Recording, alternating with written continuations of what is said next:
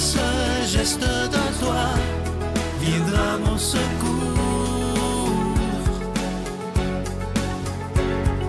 Viens semer dans mon âme le grain de l'amour.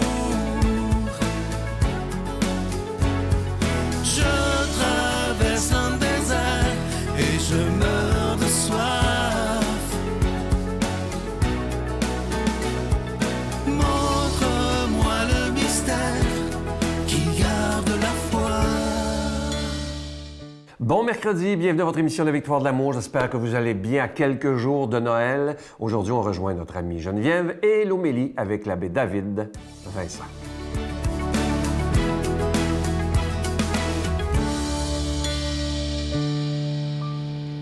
Bon mercredi, 22 décembre, on est à 2 jours de la veille de Noël.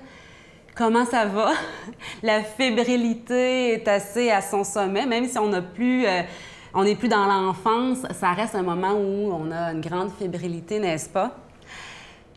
Cette année, moi, puisque c'est ce que je vous propose aussi, je nous invite à être de ces astres, de ces étoiles qui pointent la crèche, qui pointent la venue du Sauveur. Les mages ont eu besoin de voir l'étoile.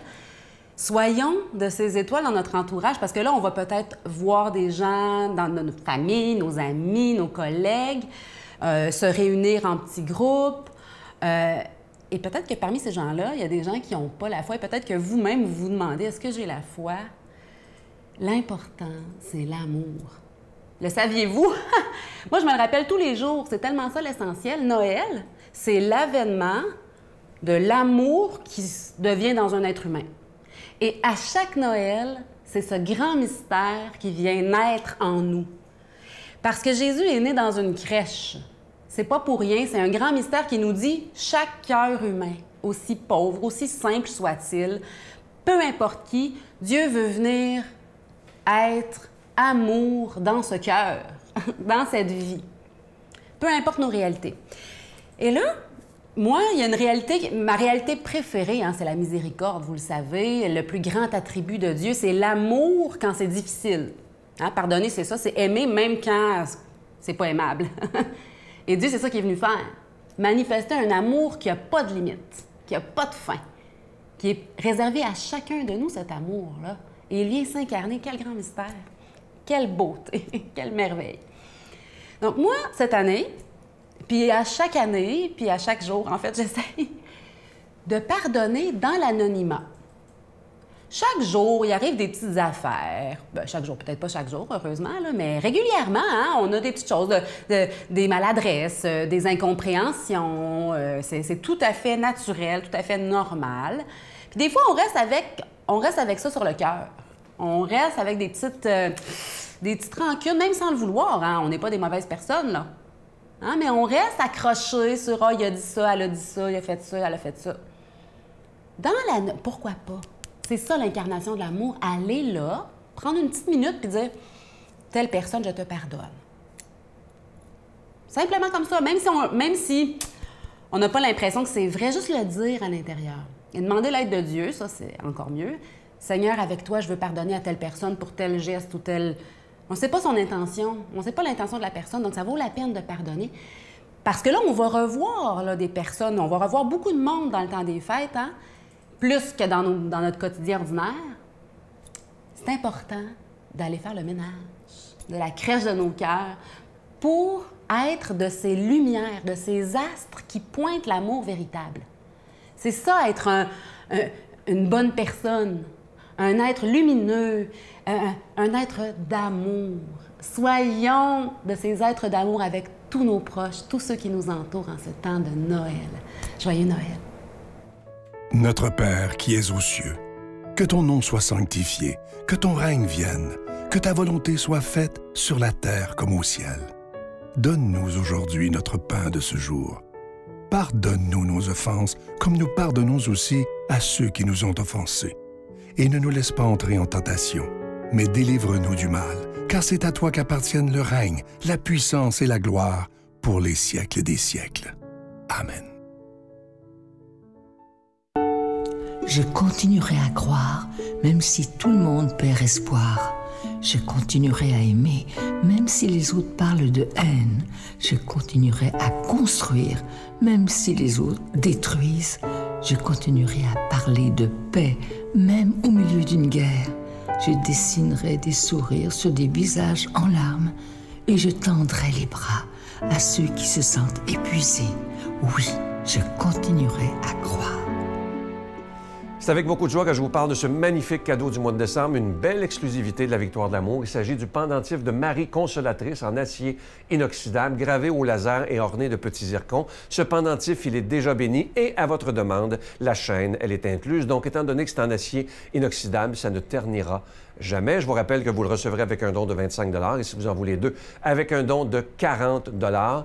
Merci de tout cœur de votre don spécial en cette période de Noël. Je vous donne l'adresse. La Victoire de l'amour, case postale 120, succursale Boucherville à Boucherville, le J4B 5E6, je vous la redonne. La Victoire de l'amour, case postale 120, succursale Boucherville à Boucherville, le J4B 5E6. Également par téléphone, par carte de crédit du lundi au vendredi de 8h30 à 16h30 dans le 514-523-4433, 523-4433 ou sans frais le 1-888-811-9291, 1-888-811-9291 et aussi sur notre site Internet, le www.lavictoiredelamour.org.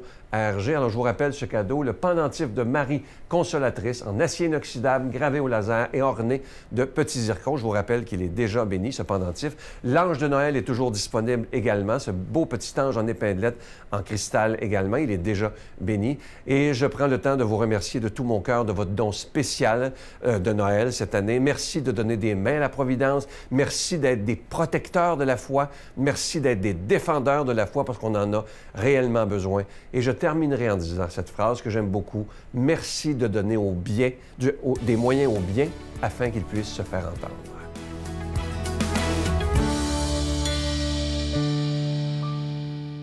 Mon Dieu, donnez-moi la sérénité d'accepter les choses que je ne peux changer, le courage de changer les choses que je peux et la sagesse d'en connaître la différence. Amen.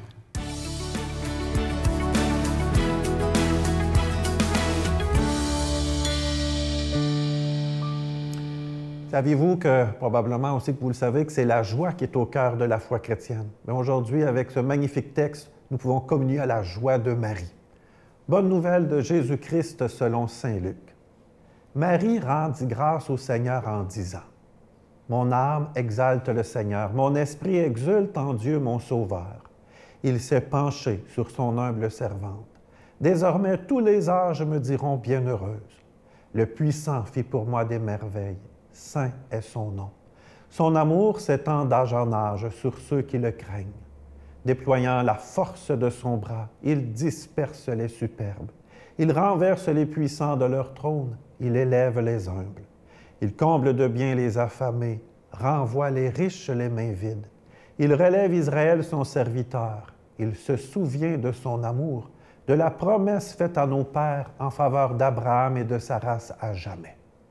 Marie demeura avec Élisabeth environ 3 mois, puis elle s'en retourna chez elle. Acclamons la parole de Dieu. Louange à toi, Seigneur Jésus. Sûrement que vous avez déjà entendu cette magnifique hymne à la joie de Beethoven. Tu te souviens? La la la la la la la la la la la la la la la. C'est un hymne magnifique composé par Beethoven. C'est sa 9e. Et surtout, l'hymne à la joie, c'est le 4e mouvement de cette magnifique œuvre qui a été composée, si ma mémoire est bonne, entre 1822 et 1824. Cet hymne pour chœur, orchestre et même pour soliste est une œuvre qui, on ne peut pas faire autrement que de ne pas être touché quand on entend cette œuvre magnifique de la musique classique. Ça vient nous toucher, ça nous amène à la joie. On est porté à exulter quand on écoute cette œuvre comme telle. Évidemment, le texte que la chorale chante, qui est écrit en allemand, permettez-moi de vous en traduire un tout petit extrait. « Mes amis, cessons nos plaintes, qu'un cri joyeux élève aux cieux nos chants de fête et nos accords pieux. Joie. » C'est une œuvre vraiment, je pense, qui a traversé le temps. Et lorsque Beethoven l'a, d'une certaine manière, produit pour la première fois, ça a été pour bien des mélomènes de la musique un passage vers quelque chose de nouveau. Bien, aujourd'hui, à travers ce texte de l'Évangile, cet hymne de Marie, c'est quelque chose de semblable, un hymne à la joie. Probablement que si vous-même à la maison, vous faites la liturgie des heures ou que vous priez avec le bréviaire, comme les prêtres, les religieux, religieuses ou les moines, eh bien, à tous les soirs, à l'Office des Vêpres, nous faisons cet hymne à Marie, qui est également, j'oserais dire, comme Magnificat, un cri du cœur pour la joie, une exultation. Il est magnifique. Arrêtons-nous d'une certaine manière aux paroles que Marie ose dire, qui expriment elle aussi sa joie. Oui, Dieu montre sa miséricorde. Dieu qui pardonne, qui n'est pas là pour nous écraser ou nous laisser peut-être dans nos limites ou notre péché, mais qui veut nous sauver, qui donne sa miséricorde. Oui, il opère ce renversement étonnant entre les faibles et les forts. Il nous dit que ce n'est pas juste une question d'être puissant, d'être le meilleur, mais il vient nous dire que nous avons chacun notre place, que la dignité humaine de chaque individu est essentielle et importante. Oui, il prend soin des plus petits.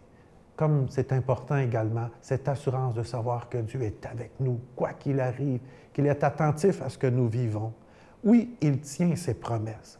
Marie, lorsqu'elle ose affirmer, j'oserais dire, ses paroles, est en train d'exprimer, dans le fond, que tout ce que Dieu a accompli par le passé et tout ce qu'il a promis au peuple d'Israël est en train de se réaliser aujourd'hui, maintenant pour elle. C'est pour ça qu'elle a le cœur à la joie. Et j'oserais dire plus vaste, plus largement, c'est aussi pour nous ce moment d'être touchés vraiment par la joie qu'apporte Dieu, parce qu'il me sauve, il veut m'aider, il ne m'abandonne pas, il me rouvre des chemins neufs, il peut m'éclairer. Oui, avec Marie aujourd'hui, avec cet extraordinaire Magnificat, qui est comme un hymne à la joie, tel celui de Beethoven, bien, laissons-nous vraiment toucher par cette joie que procure la foi également.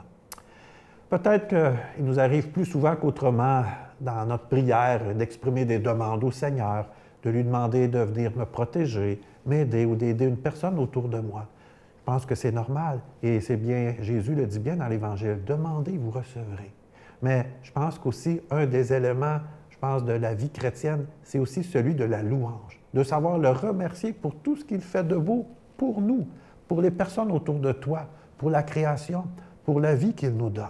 Donc, ce matin, moi, j'ai le goût de t'interpeller vraiment à peut-être remercier le Seigneur pour quelque chose que tu as vécu, pour peut-être une situation qui t'a mis dans la joie ou quelque chose qui est devant toi. On se prépare à fêter Noël. C'est un événement rempli de joie.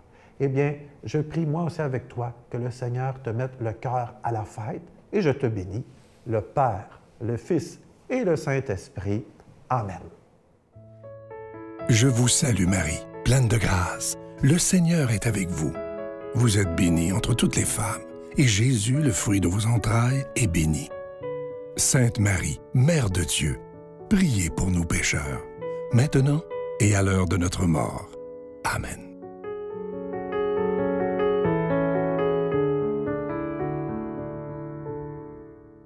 Il me reste que le temps de vous souhaiter un très joyeux Noël, parce que pour le reste de la semaine, ce sera notre amie Geneviève qui sera là.